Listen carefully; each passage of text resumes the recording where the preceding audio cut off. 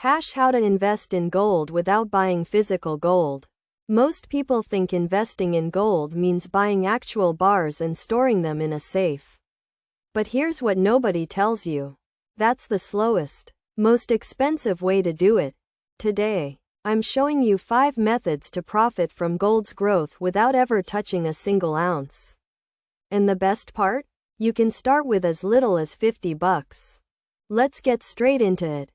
Gold ETFs. The easiest entry point. The simplest way to own gold is through an ETF. That's an exchange-traded fund. Think of it like buying a share of a company. Except instead of owning a piece of a business, you're owning a tiny slice of actual physical gold stored in vaults. The most popular one is GLD. That's the SPDR Gold Shares ETF. One share literally represents 1/10 of an ounce of real gold. If you have a Robinhood account, a Fidelity account, or literally any brokerage, you can buy it exactly like you'd buy Apple stock. Here's the real advantage: liquidity. You can sell it in seconds. No shipping delays. No storage fees eating into your profits. And the expense ratio is only about 0.40% annually. Meaning for every $10,000 you invest, you're paying $40 a year in fees. That's nothing. I invested $3,000 into GLD back in 2021. Today it's worth roughly $3,900. Not life-changing, but that's a 25% return while I literally did nothing. Just sat in my brokerage account. Gold mining stocks. The leverage play. Now if you want actual growth potential, not just matching gold's price, gold mining stocks are where it gets interesting. When gold prices rise, mining company profits don't just rise proportionally, they skyrocket. Why? Because their production costs stay relatively fixed. If gold goes from $1,500 to $2,000 an ounce, that extra $500 per ounce goes straight to their bottom line. The two biggest players are Newmont Corporation and Barrick Gold. These are legitimate, dividend-paying companies. Barrick Gold trades under the symbol GOLD. Yes, literally gold. And pays a quarterly dividend of around 2% annually.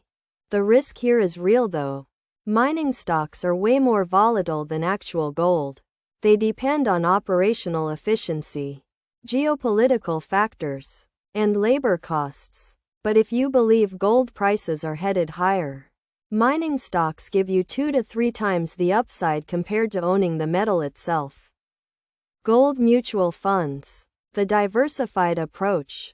If individual stocks make you nervous, gold mutual funds exist inside major brokerage platforms like Fidelity and Vanguard.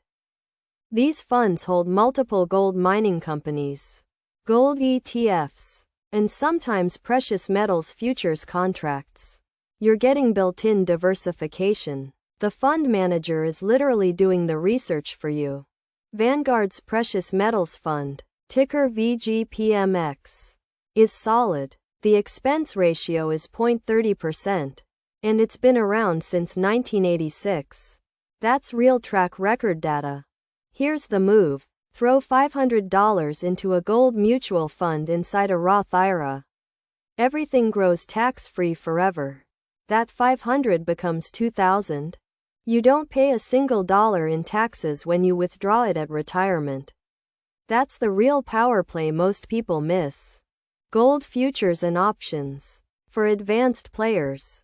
Okay, I'm mentioning these but with a huge caveat. Most people should skip this. Gold futures let you control massive amounts of gold with tiny amounts of capital. One contract controls 100 ounces. But leverage cuts both ways. You can lose your entire investment in minutes. Options are similar. A call option on a gold ETF could return 500% or lose everything. They're tools, but they require real knowledge. If you're just starting out, ignore this section. Come back to it in 3 years. Gold IRAs. The tax-advantaged secret. Last one, and this is actually underrated. Self-directed IRAs that hold physical gold.